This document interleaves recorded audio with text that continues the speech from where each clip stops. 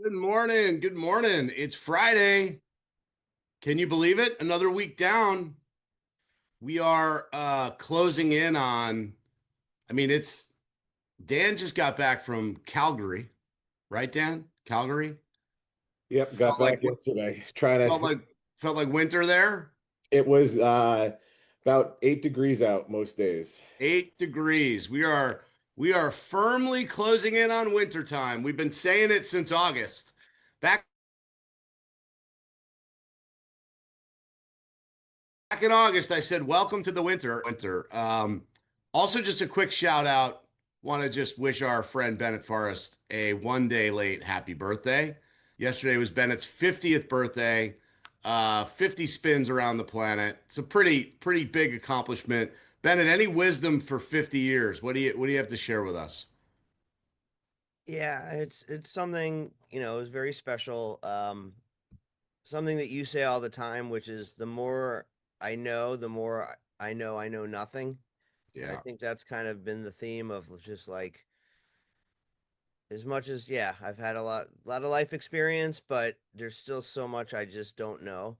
But really, the thing is that I'm just really blessed that and grateful that I've been married to my wife for 20 years. I got two good kids. They're teens. They're kind of good kids in the best way possible, even though they're a little nerdy. But we have fun with it, and I've got great friends. It was great. We spent some time at a concert last night. So yeah, just mostly gratitude and that kind of thing. I love it. I love it, man. Yeah, there's something about 50 that just hits different, right? You go like, wow, I'm definitely not a kid anymore. Some part of you when you're in your 40s, you still think you can squeeze into the like lower, the kid category. Gray hair showing up, like all kinds of stuff. So Yeah, anyway, congratulations. you know how they say 50 is the new 40, that kind of. I really believe that. Like I used to when we were kids growing up in the 80s, like if you were 40, it seemed like, you were old. Yeah. And I still felt like you said, during my 40s, I still felt like a kid. And I still feel I feel like a 35-year-old. That's what I feel like. Right. And, Right.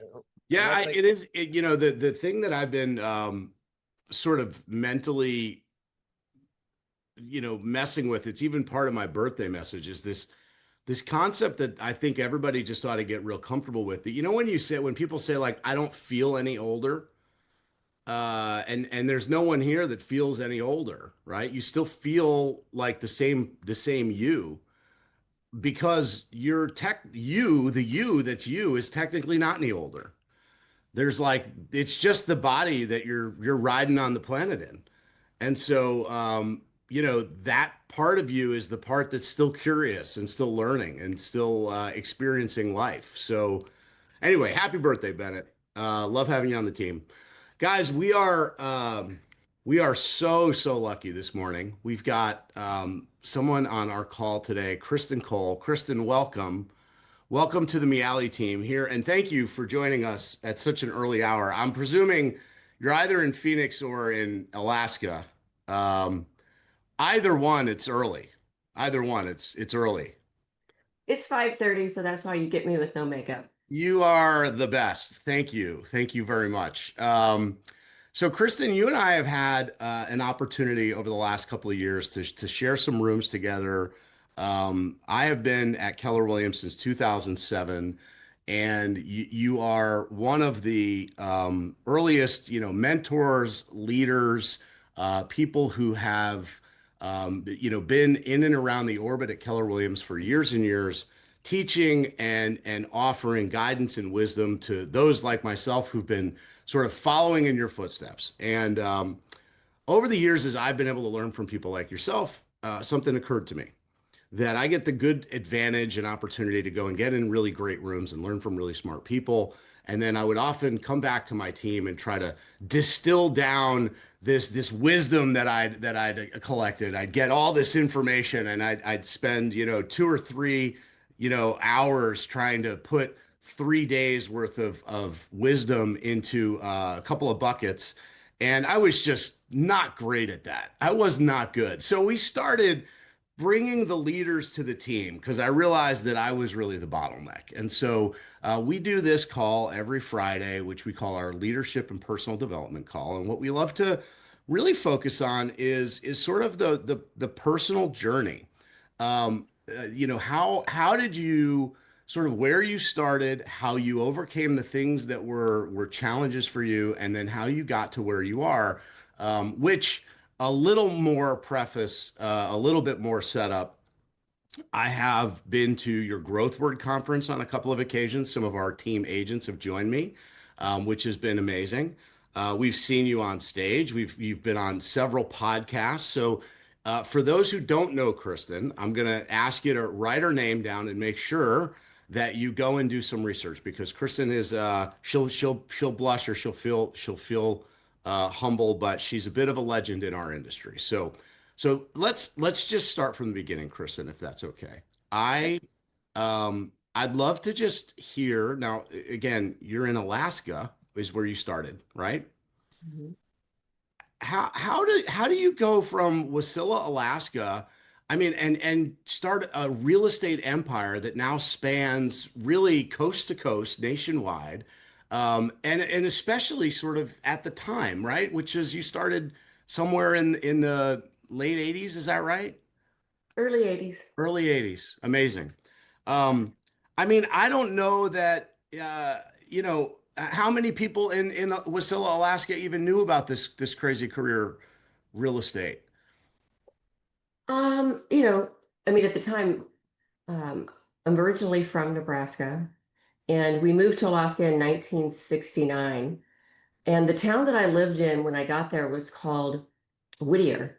And Whittier had 9 kids in the K through 12. And my sister, brother, and I were 3 of the 9. That's how small of a town it was. Okay.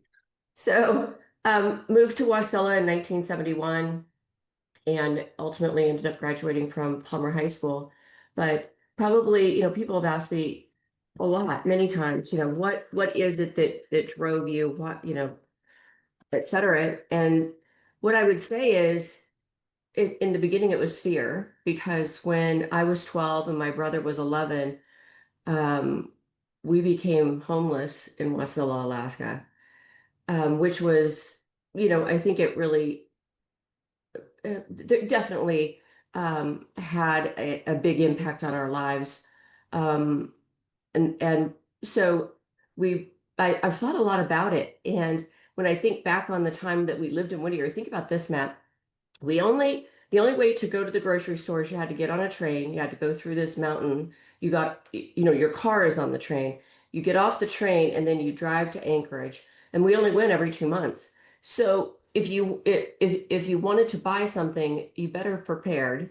It better Mhm. be on the list somewhere because if you didn't get it bought, if you forgot something, you weren't going back for 2 months. So when you think about it, our today, a lot of people that I'm around, um, all of us enjoy the fact that we can get on Amazon and get something tomorrow, right? Right. So I think one thing that I learned at a very early age was to be prepared. Um, and I was also willing, which I think a lot of people, when they say, why were you willing to get up and do something day after day after day that nobody else was willing to do until you found success? And I honestly believe that it was because of living in Whittier, Alaska, living in Alaska, becoming homeless at a young age. I preparation is something that I think was really marked my life. Is you had to be prepared, um, and you had to be willing to have delayed gratification, Mm. And right? there's some inherent resilience built in to the delayed gratification too. Like the idea of like, oh, we went on the train, we took the train ride, we got off the train, we got our groceries, and oops, we forgot the whatever. Well, you'll get it in 2 months. Like Right. some part of your upbringing builds in an element of saying, well, just, there's no real choice here. You just kind of keep going. Something that for sure, I agree with you, you see less and less of. So you become homeless at you and your brother at 13 and 11. And clearly you find a path? Because how old were you when you first got your real estate license? When, was that first job, second, like early, obviously early? So when I was 16, I pumped gas. And then when I was 18, I went to work for the credit union and I worked there early in the morning and then on Saturdays. But I went to college at the University of Arizona and I double majored in finance and real estate. And so at 20, then at 22, and you guys, you think about getting your real estate license today. When I was 22, they mailed you like a form and you took the test with a number two pencil and filled it all in, and then you mailed it to Chicago and you waited for 8 weeks to see if you passed. It's just true. That's wild. Yeah, so I became a realtor at 22, and then I bought my first Remax franchise when I was 24. So I became a broker at 24. Bought another franchise when I was 29, a Remax franchise that was with Remax for 25 years. And then 25 years later, moved to Keller Williams in 2009.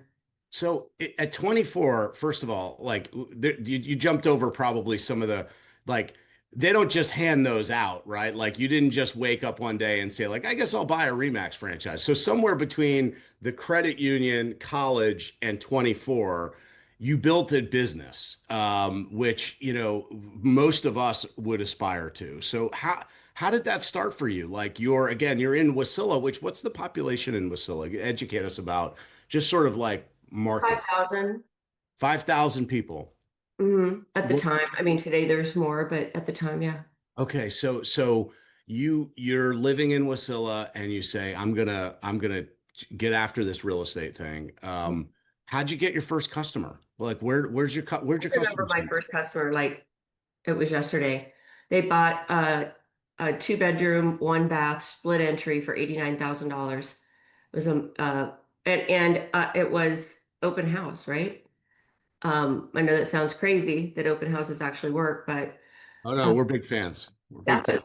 that was my first client, and um, I still call them on their birthdays all these years later.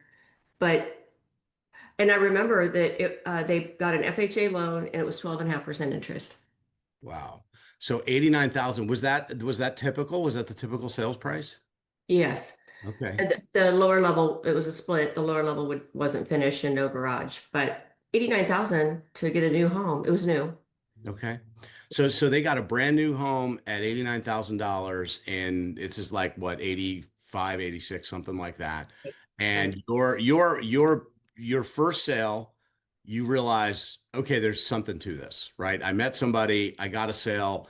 Like that early part of the career is where I think a lot of real estate agents face those challenges. They get into like, okay, that was easy, but now I got to do it again and again. How did you overcome that early challenge of knowing I've got to do this over and over again? And or were you just enthused by it?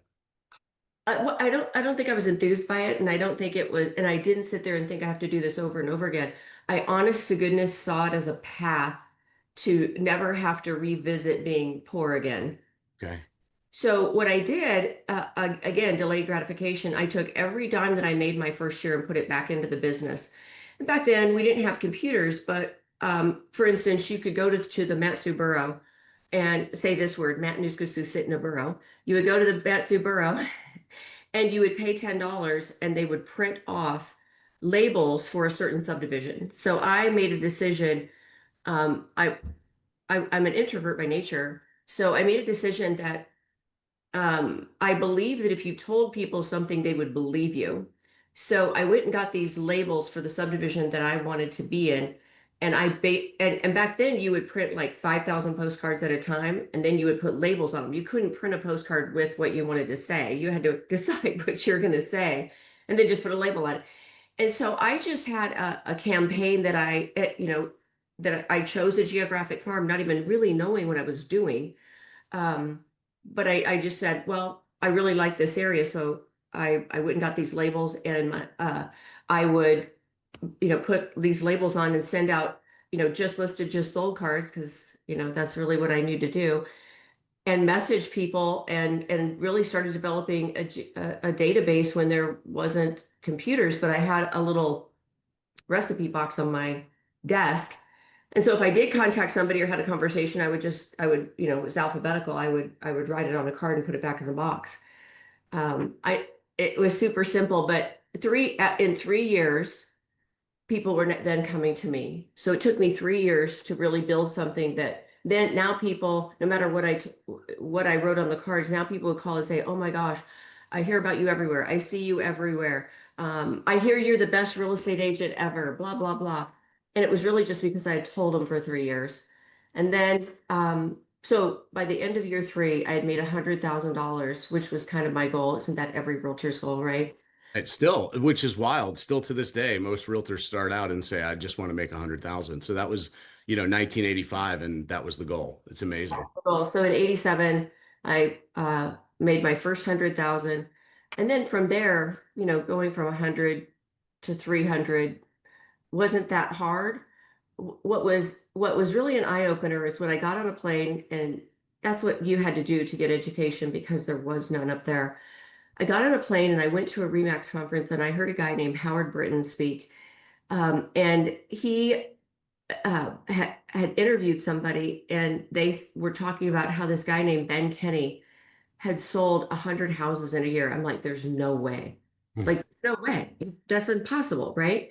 The next year I sold 100 houses, right? Wow. And Ben and I became really good friends right after I moved to Keller Williams because both of us are from the Northwest. We're very, very good friends today. I just talked to him this week.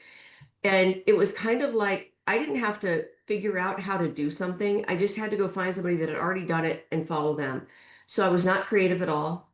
I just went and found somebody that had already done what I wanted to do and I just mimicked them. That's You really you what I just said something so important, and we take for granted. Like, I was not creative at all, which is really one of Gary's sort of core foundational elements when he talks about build a business around systems, leads, leverage, and we all just sort of skip over that and flip the triangle on its top and say, well, let's just try something different versus let's just do the thing that we know is always going to work, right? So you build this farm in a town of 5,000 homes, or a population of 5,000.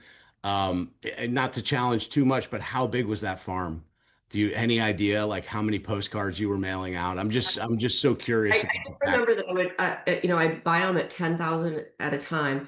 So it was about 10,000 a year because I would buy 10, 'cause that was the only way to do it and do it economically. Right. Yeah. So 10,000 postcards a year creates a business within 3 years. Plus, obviously, you're meeting people and you're selling homes. But the foundation was I'm mailing 10,000 postcards a year that creates a business that helps you sell 100 homes a year. And then I would call them also and then do open houses and that was it. How about like door knocking? Was that part of your framework too? Did you do any door knocking? Negative. Negative. And the only reason I say that, would I do if I Cold. It's too cold, right? cold and all the houses are on large lots, so to door knock, it just wasn't practical. Mhm. Now, Um, what about like business to business networking? Was that part of your framework? Were you a mover, shaker, handshaker, chamber of commerce? Like, how did that play out? Was that your play? okay, so this will I'll just say this because I think you need to find your niche that you really are 100%. passionate about. I never went to one chamber of commerce meeting ever. Because, and I'll say this, yes, I also had 5 kids by the time I was 30.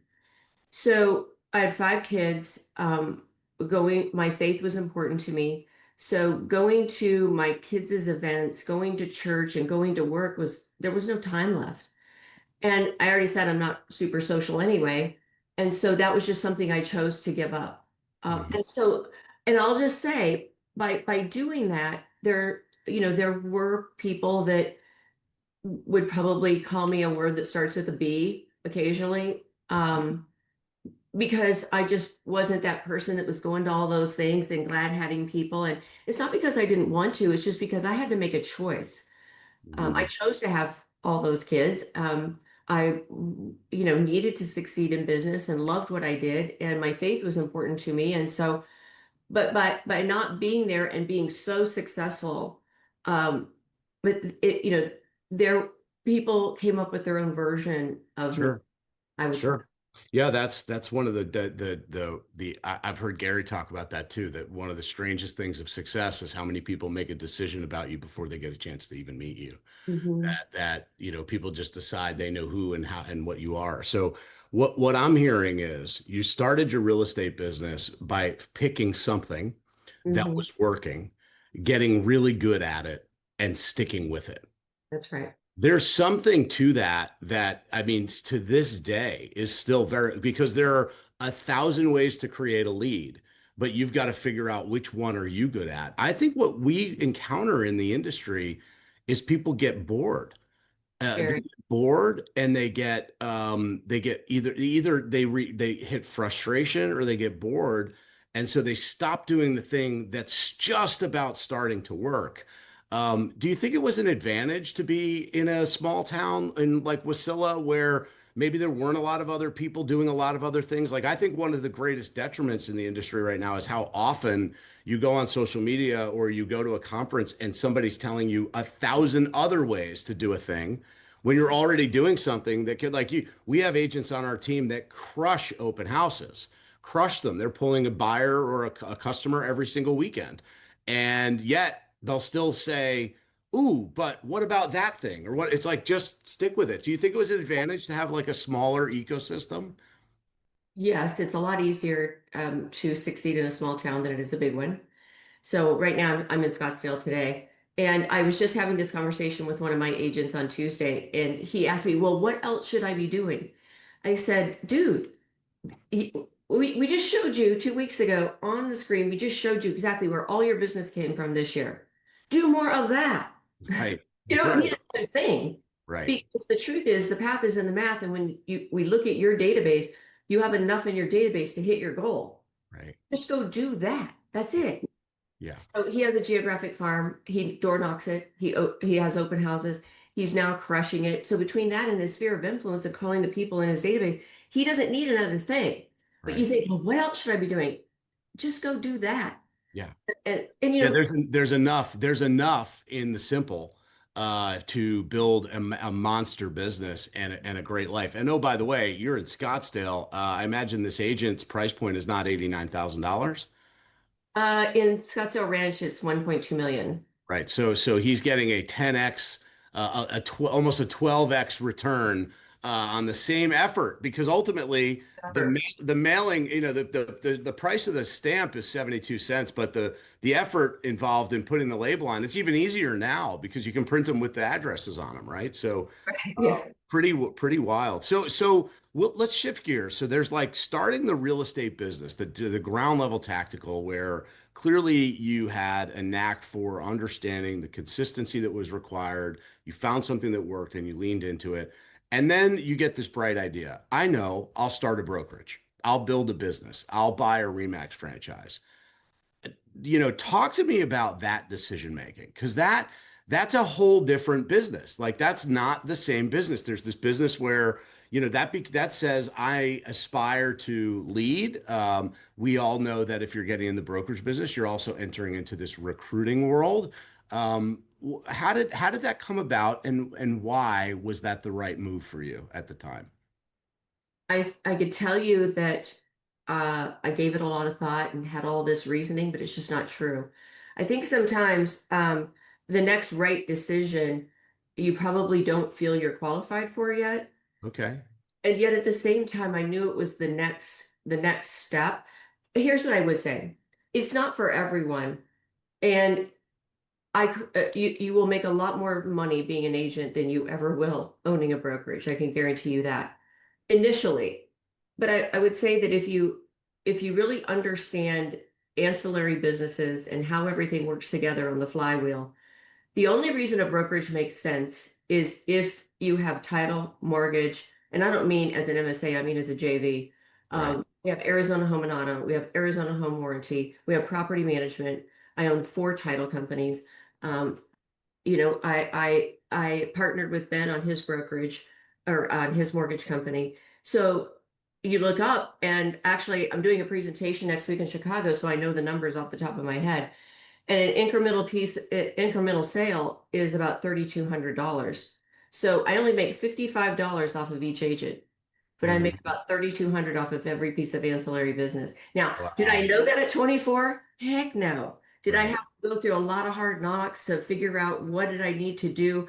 How did I need my whole goal today in my brokerages? I have 15 offices here in Arizona.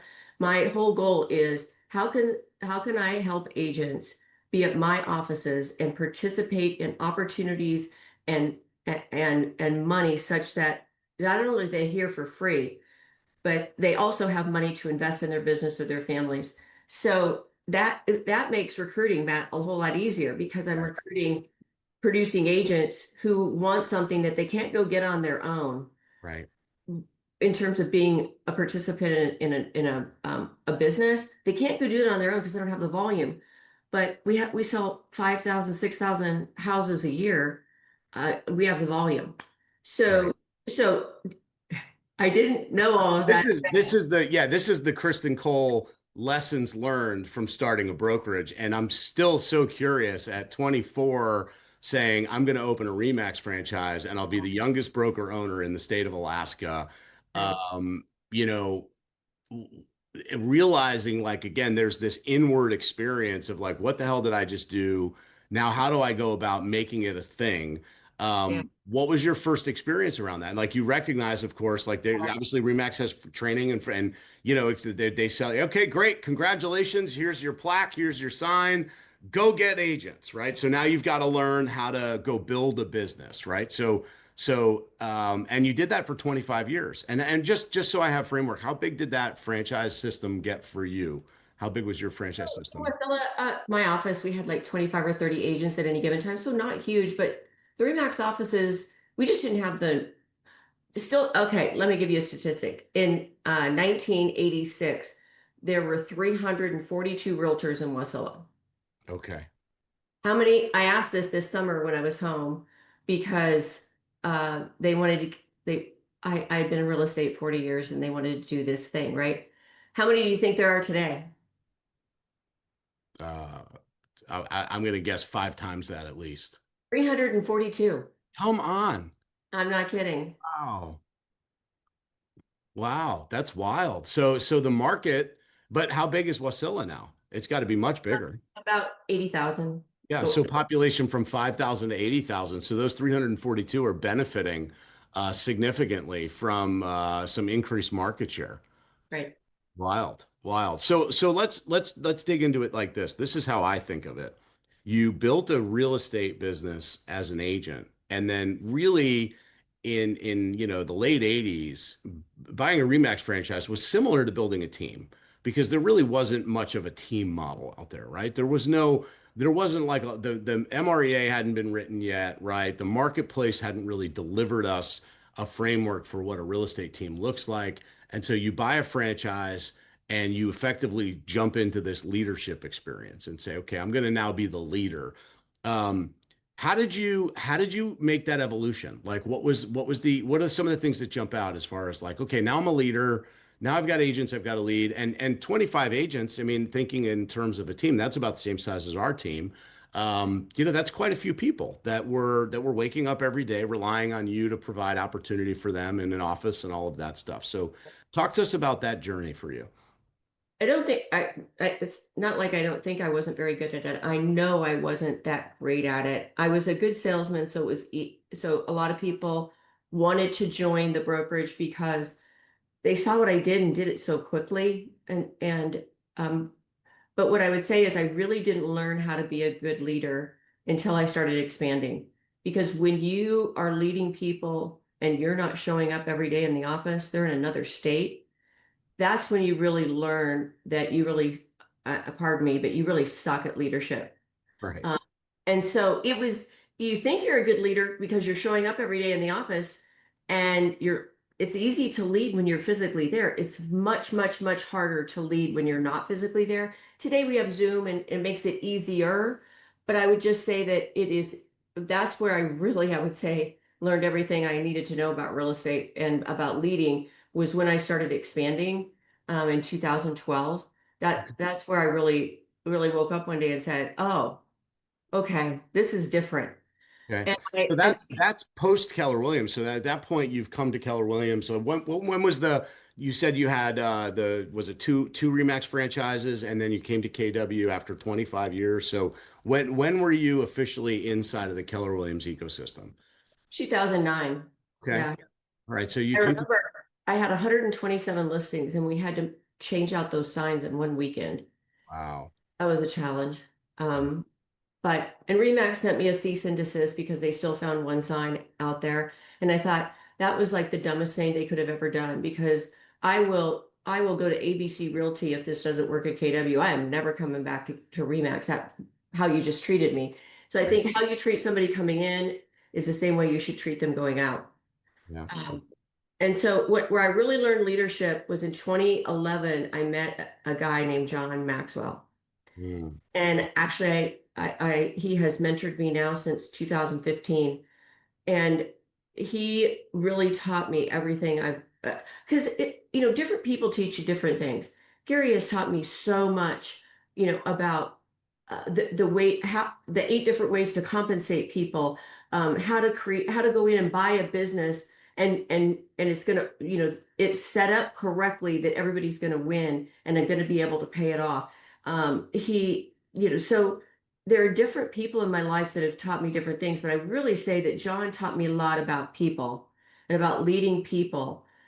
And that was significant for me, because being more of an introvert, and also if you have had to deal with hard things in your life, it is difficult to have empathy. Certainly, it's very difficult to have sympathy, let alone, I mean, empathy, even have empathy when other people are complaining about something that in my mind, I'm going, are you kidding me? So that, uh, you know, um, the, if you had to choose 5 words to describe me that other people would choose, they're all around that concept of um, really being direct and and really focused. Because why wouldn't you get up and do every day what you need to do that nobody else is willing to do? Why wouldn't you do that? That's the path to success, that consistency. And so that was the challenge for me, is I had to learn that was something I really had to learn, was how to be, I don't have to be sympathetic, but how to be empathetic with people who haven't had to go through the hard that I've had to go through, which makes that seem easy to me. Why can't you pick up that phone? That's Yeah, just, they just don't have that. They don't have the muscle, and so since they don't have the muscle, or the muscle's atrophied, or it's not trained, it's hard from your perspective. You go, I cannot understand how you're allowing yourself to not pay your mortgage versus lead generate. Like, how is that a viable option to not make enough money to, you're suffering through one thing versus the thing that's so clearly going to give you an outcome that's better. Yeah, I think the best thing that we can do is put our people in difficult positions where they have to learn to be anti-fragile. Ooh, anti-fragile. I like that. Yeah. Because what happens is they're in an open house and you walk in the door, they're like, here, have a cookie, look around, come see me if you have questions. And they wonder why open houses don't work, right? But they're afraid of rejection, they're afraid of saying the wrong thing. But really, at an open house, there's really only 2 sentences you need to learn. And you will walk out of that open house with the phone number and information with every single person that came in. And they just haven't had to do anything hard. And that's an overgeneralization, but if they would just learn how to do the hard, everything, success is pretty simple. It's just consistency, learning a few conversations that you need to have, and just getting up and doing it and getting after it, and doing it at this level, not this level. It's not like, oh, I think I'm gonna have an open house today while you're having a cup of coffee. That's just not how it works. Right. Having a plan, knowing what you need to do, knowing what to say. Before we skip over it, because there's people here that just heard you say it and they go, what are they? What are they? What are the 2 sentences you need to know at an, oh, let's look at Aaron's showing. What are the 2 sentences you need to know at an open house? So you're gonna walk in the door, right, Matt? Yep, sure. So the first thing I'm going to say to you is, hey, Matt, oh my gosh, thanks so much for coming today. I've been doing this a long time, and I've really learned that there's only 2 reasons that people really come to an open house. Pause. Number 1, you either are someone that might be looking to sell, and so you're coming here to look at this home to see, at this price, is your home better than this home, or is your house not quite as good as this home? Or number two, you're a buyer and you're thinking about buying and you're coming to this house for the same reason. So I just have to ask the question, Matt, which one are you? Oh, that's a great question. We're just browsing. Yeah, we just wanted to see what the house looked like because we live a block over and we're curious what this house will sell for. That's awesome. So you're just browsing. Typically, there's a reason you're browsing. Are you guys thinking about doing something with your home? Probably not soon, but sometime, yeah, in the next 2 or 3 years. How long have you lived in the home that you're in? 17 years. 17 years. Yeah. That is incredible. Yeah. The average person only lives in their home about 10. Why is it that you've Well, lived we're just waiting for our kids to graduate from elementary school before we move. But our youngest will be out of elementary school in 3 years. Then we want to get something bigger. Okay. So just out of curiosity, are you going to stay in the same area? Or are you going to move somewhere else? Well, definitely in the same middle school, high school area because we don't want to move them from the school district, but we just want to get out of this elementary school. We just want to get a bigger house somewhere close by. So you love where you live, you love the schools, but you just want a bigger home. That makes sense. So Yeah. you're thinking that you want to do this in 3 years? Yeah, we just want to wait until we're the kids are out of elementary school. Interesting. But if you love this area and you love the schools, why would that matter? Help me understand. We just don't think that the house that's big enough will be in the same district. Oh, I see. Have you even taken the time to go look at other homes? Oh, today's the first time we stepped in an open house. Oh, wow. I just have to ask, out of curiosity, do you own any other real estate? No, not at the moment. Well, the reason I ask is because over the years, I really have become the wealth determiner for a lot of my friends that purchased their first home. Do you have any interest in becoming wealthy through real estate? You said some words that I like. I like the idea of becoming wealthy for sure. Awesome. Awesome. Well, has anyone ever talked to you about becoming wealthy through real estate? No, I mean, again, we just sort of wandered by. We were just going for a walk. But that sounds really interesting. Well, most people probably haven't thought about it a lot, but would you be interested in knowing about how to succeed and become wealthy through real estate? Yeah, for sure. So do you think at the end of that, he's going to give me his phone number before he walks out the door? Very, very, very much. I'm waiting. I'm wondering why she hasn't asked yet. Yeah, of course. Let's do this.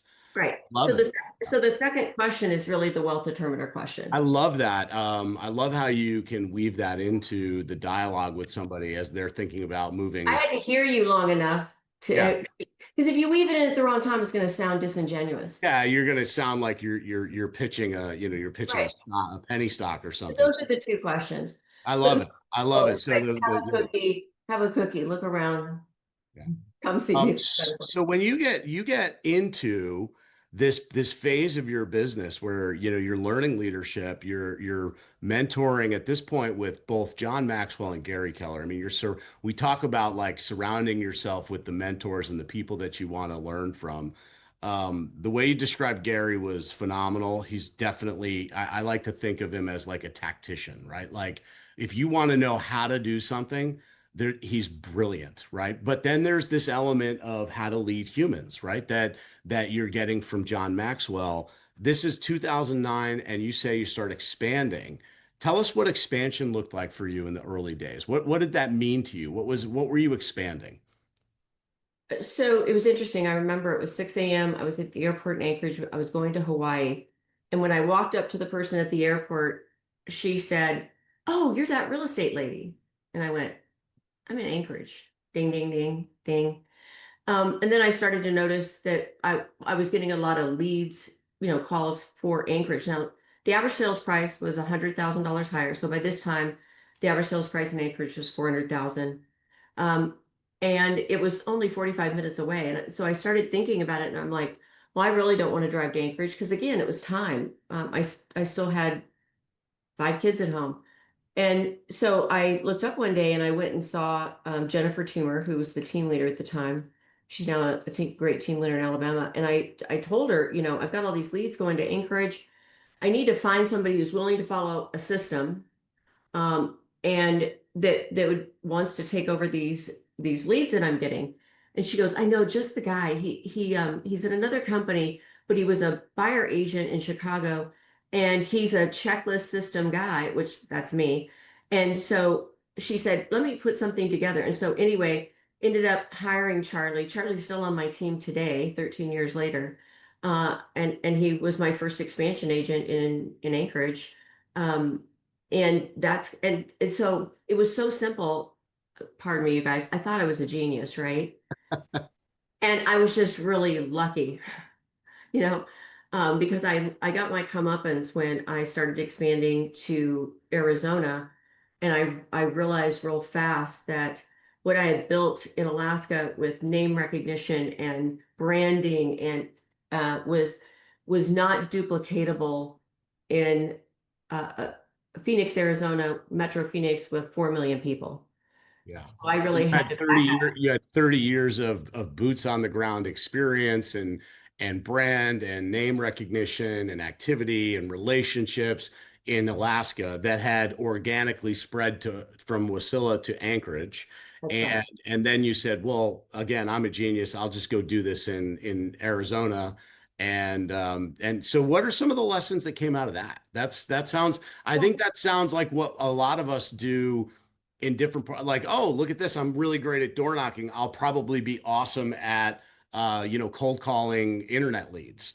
And the two things are not necessarily duplicatable. So what were some of the lessons that came out of that going into Arizona? What I learned is that if I was going to expand, then I had to do it with a consistent message, a consistent branding, and it couldn't be my branding was mountains and setting a higher standard with huge mountain in the background and snow and so I had to just take a step back and completely redo everything because it couldn't be location specific.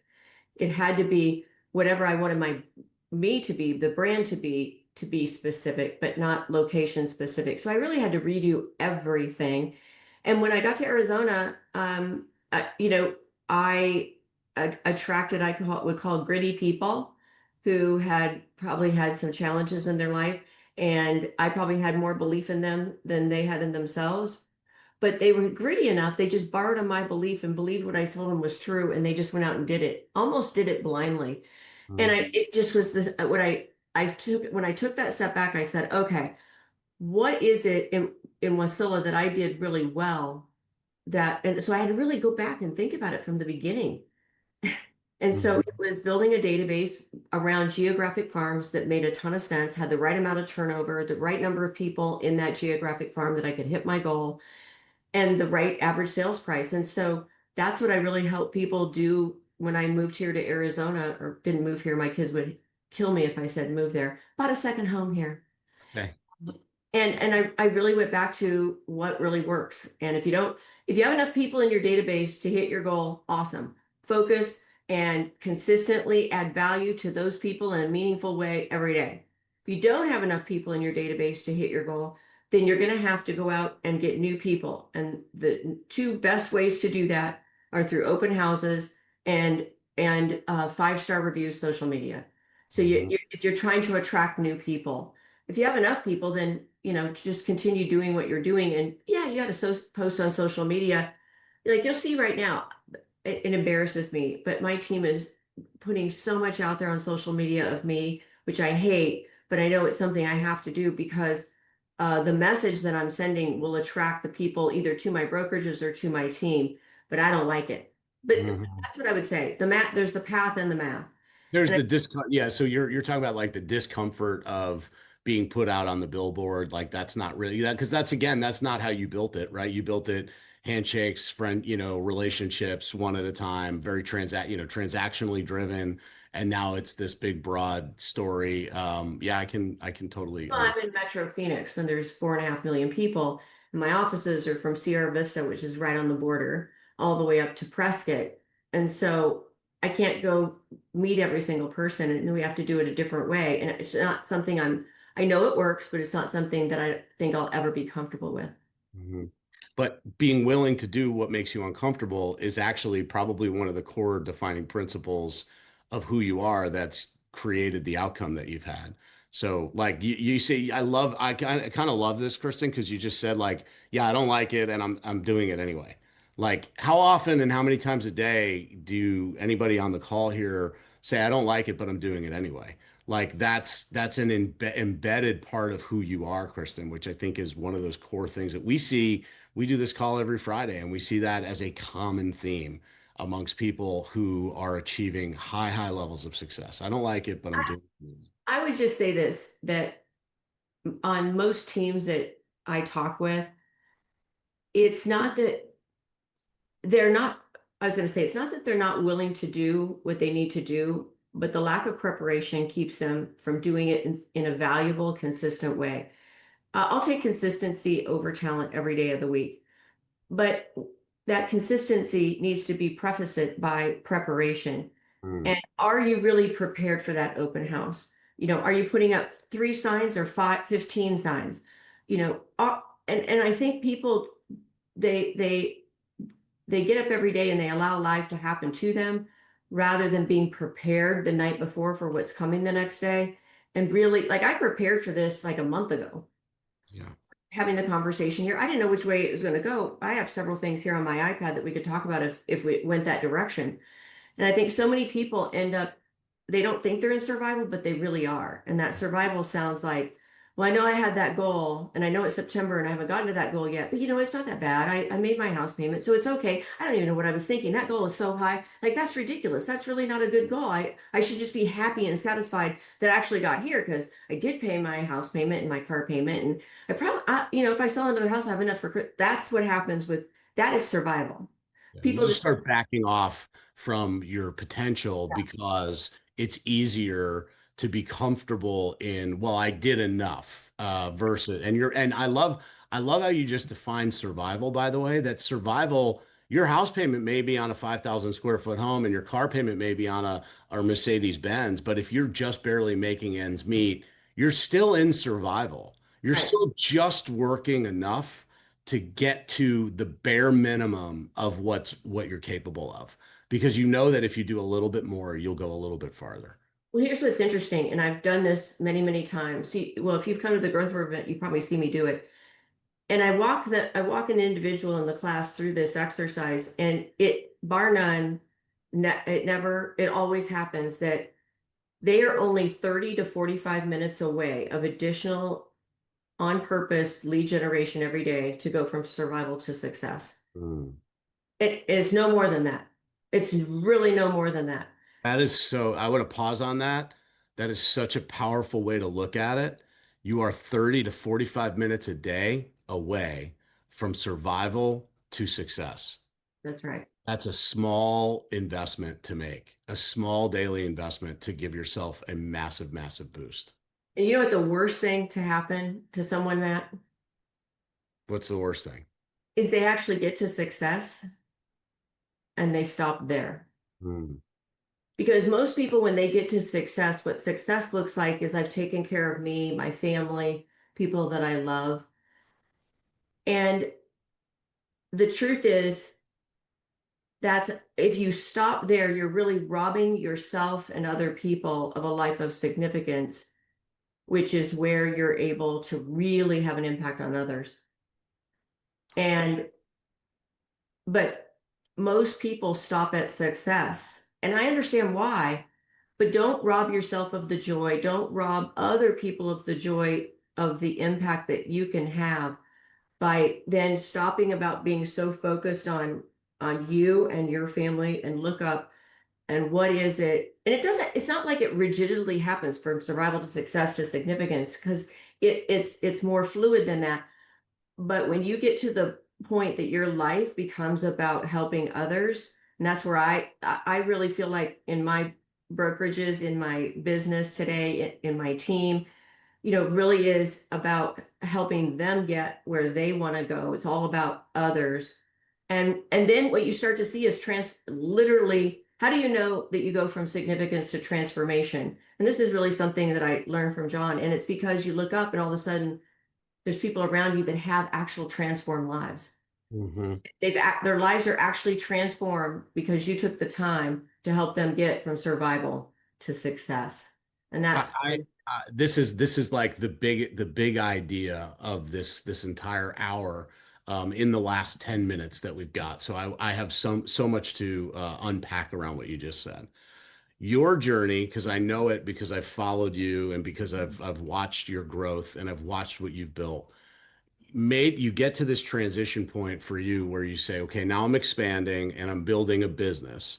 And you get around a John Maxwell and a Gary Keller. And then again, I know this story, but tell it to the team. How does expansion, director of expansion, leading expansion show up for you? So I remember where I was in the Safeway parking lot in Wasilla, and Mark Willis called me and he said, "Hey, we really think that you could really help us." And this is 2010.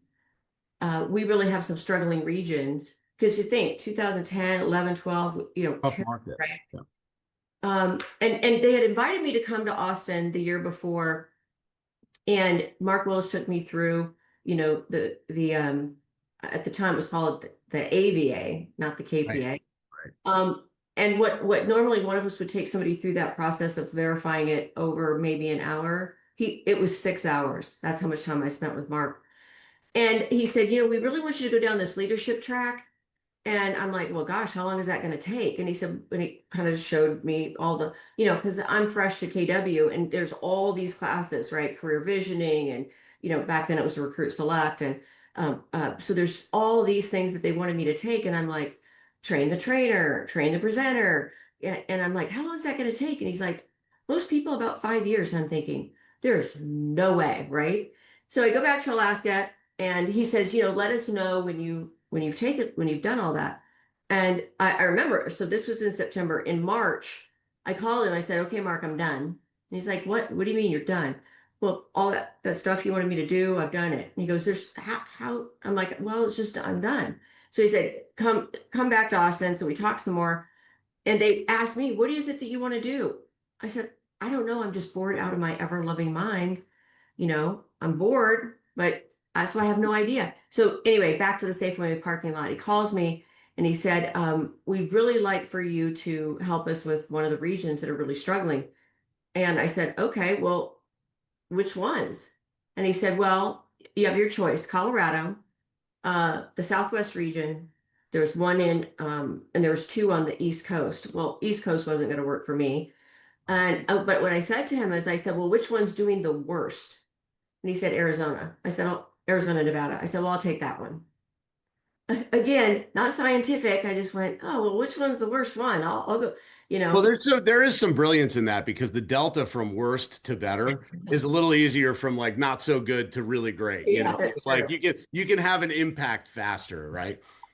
So that was in December of 2011, or yeah, 2011. So the next year, I was able to, in 10 months, turn things around a lot to stop the bleeding. And then I remember I was at a regional director conference. I'm going to land the plane in Colorado with John Davis, and I get a call from Gary, and he had left a message, and he just said, hey, get back to me, when you can, nothing urgent, blah, blah, blah. So if you got a message like that, would you just like run out of the room and call Gary back? I didn't. I waited till I went back to Arizona and I called him and he's like, what the heck? I said, well, you said it wasn't urgent. And so then he takes me down this call for like, I don't know, 45 minutes. And I'm listening, thinking, where is he going with this? And finally, he said, are you there? I'm like, yeah, I'm listening. And he said that, so then he said, well, I really want to, I've thought about this for a long time about expansion, but now's the time. And I really want you to lead it. And I was quiet. And he said, do I have to get someone else? I said, Gary, I'm just processing everything you're saying. It sounds right, right? Right. What does that even What mean, does it right? even mean? So that was in August. And I'm like, but I want to keep the Southwest region. I want to keep that too. And he said, no, you can't. And I was so bummed because I had turned this region around and it's like, now you want me to just I wanted to keep it. He said, no, you can't because this is going to require your 100% focus, which was true because we launched it at family reunion in February. So I had to write the whole ESO manual, get that all ready. We launched it in February. And then in March, I started the 100 city tour in 100 days. Mhm. So, which was challenging. And I'll just say this and I'll just say it and move on because I don't want to get emotional about it. But my son passed away right after we launched. And I was pretty much a wreck. And I remember Gary saying, "Come off the road." And I said, "But you told me I had to get this done." And he said, "Okay, get this done and come off the road." And that was probably the hardest 100 days of my life was launching it during that time. It's an amazing chapter in your life. And when as a witness to that, watching how you and then now hearing your story even in more detail, recognizing that leap from success to significance on some level, you already articulated it requires a leader, which is the role you now play for the people in your world. And for you, it was that conversation with Mark and Gary and that interaction with if those people hadn't shown up and created the opportunity or pushed, then perhaps that success to significance doesn't show up the same way for you. It Sure. shows up differently. And so I think what I really like about how you just told that story is that you've moved into that role now for the people you lead, but there were very clear parts in your path where people played that role for you. So uh, 100%. Kristen, this has been amazing. We have like 5 minutes. If you're okay for maybe a question or two, do you have time for that? Yeah, That sure. would be amazing. Thank you so much. Been awesome. Guys, what we've just been given insight and access to an amazing story. Would love to see who's got some questions, maybe some comments for Kristen. We've heard an awful lot today, both about starting the business, anything at all. Go ahead and let's hear from you guys. I'm going to throw the gallery back up. Good morning, Kasha. Good morning. How are you all? Thank you so much, Kristen. I just wanted to say that what strikes me is how unexcitable you are. I don't know if that's the right word. How calm and composed you are through telling all the ups and downs. And I truly admire it. And I think that's maybe that is the quality that's got you through a lot. So is that a question? Um, I would say it's called equanimity, and it's a word I learned from Ed Milet. And it was learning how to be self-controlled in difficult situations. Because here's what I know. When a challenge shows up like COVID, or like the economic meltdown, or like the oil crash of 1986 in Alaska, what I do know is that a leader needs to show up, be extremely visible. Um, yeah, so it needs to show up, and then be extremely visible and have a proven plan. And that requires you to have that calmness, because if you're not calm, no one else will be calm.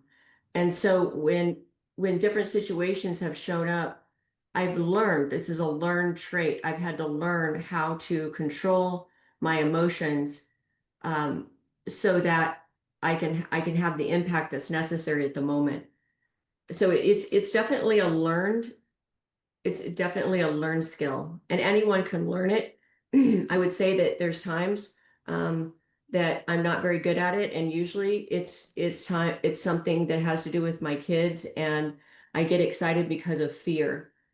Mm. So you can hear me. My kids will tell you, "Mom can go off," but if I'm gonna go off on something, it's really out of fear because I'm fearful that they're gonna do something that's gonna harm them. I mean, I don't mean harm them, but I mean I get excitable when it's around my kids, I guess.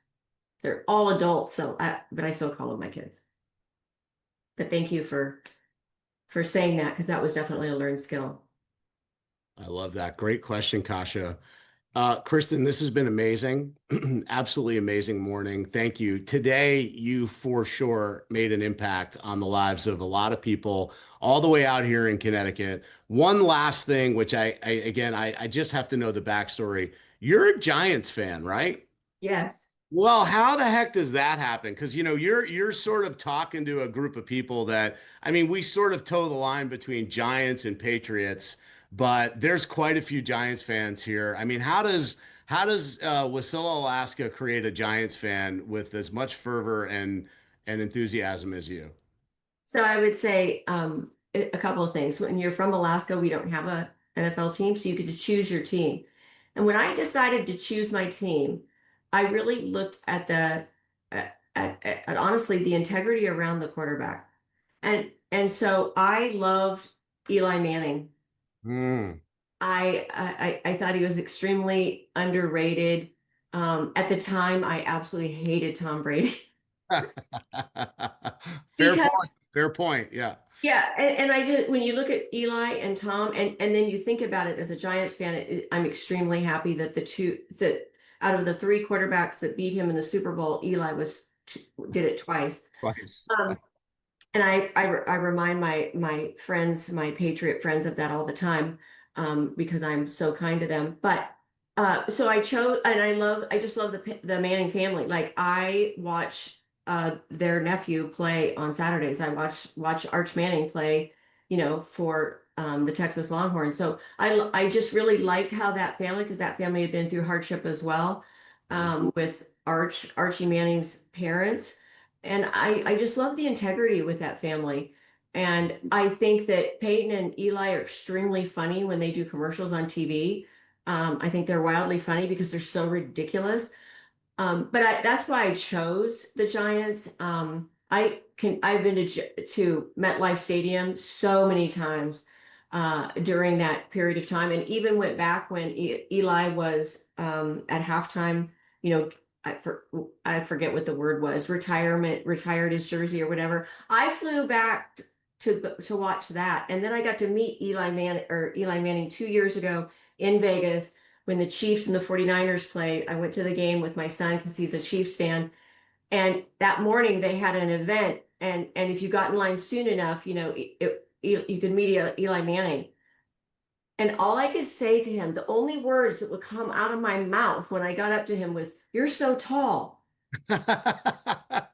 But she Well is done. tall. Scripted practice. Oh my gosh. You guys see what happens when you don't prepare? Like, Right, right. oh my gosh, great pictures. What a nice guy and a very, very tall guy. But anyway, one of my goals was to meet him, and I have a signed Eli Manning jersey as well. And I wear it, and people say, "Why are you wearing that jersey? It's signed by Eli." Because what am I going to do? Put it up on the wall? No, I'm going to wear that bad boy. Right. That's awesome. I love it, Kristen. Thank you so much. Thanks for sharing everything today. Again, you made an impact. This group is very, very grateful. How can we help you? What can we do for you? Where can we show up? How can we follow you? Is there a social media engagement that we can do? You've got 30 willing participants to help move the ball forward for you today. What can we do for you? Right now, selfishly, I'm on Instagram. I'm also obviously on Facebook. Um, and we're just like some of the videos we're doing. I'm doing a lot of prescriptive videos. So comment on them or like them. That would help a lot because we're trying to build this organization. I have 1,100 agents here in Arizona, and our goal is to get to 5,000 in the next 5 years. So that would help me. Love Thank it. you. We'll do it. Yeah, today. What is the where should we go on Instagram so we can just put it in the Of chat? course, you know what? This is embarrassing. I don't even know. Isn't that All right. terrible? Well, we'll find something and we'll all like something or comment on something. And It's the only tricky Kristen. thing is, It's Kristan Cole Network. I already started or the following you. Kristan Cole Team Alaska. all right, Do awesome. too. You're going to get a whole lot of likes today. Your Thank social you. media team is going to be like, well, I don't know what you did today. happened? But all these people from Connecticut are huge fans of yours. So, If you're a Giants fan, say something. yeah, all the Giants fans, right? Exactly. Yeah, thank you, Kristen. Bennett, any last comment, and then we're going to wrap it up here. No, thanks for having me as early as it is. And I actually thought to myself, it's 5:30 in the morning. I'm not going to pretend like I am all made up. And so I have on I have on my Growthword shirt from years ago. Nice. And no makeup, and thank you for making me feel Good comfortable. news. I don't have any makeup on either. So you are in really good company. So nothing to worry about. Yeah. Well done. Thanks, guys. It was fun. Yep. Thank And you, I just want Kristen. to say, Kristen, Matt and I went to the Giants Eagles game a few weeks ago. Yep, we and did. it was one of the best live sporting event experiences of my life. And the Giants my crushed gosh. the Eagles. It was so awesome. It was great. And we're gonna put this episode up as a podcast if that's okay with you, and Sure. and we'll tag you, and that'll get you some more social media likes and stuff. We'll have that on probably by early next week. We'll get the podcast up for you. So thanks for showing up, and Giants fans are always welcome here. Yeah, that's right. Thank you, Kristen. Thank Thanks, you, guys. guys. All right, everybody. We know the drill. We know what it is. It's Friday. We've got a weekend full of open houses. It's an awesome, awesome day to get out and do the job. It's a beautiful blue sky, so go make it happen. Appreciate y'all, and go have an awesome weekend. See you Monday. Bye-bye. Sign, set, sell. Sign, set, sell. Is there really ever any other thing? That's what I was trying.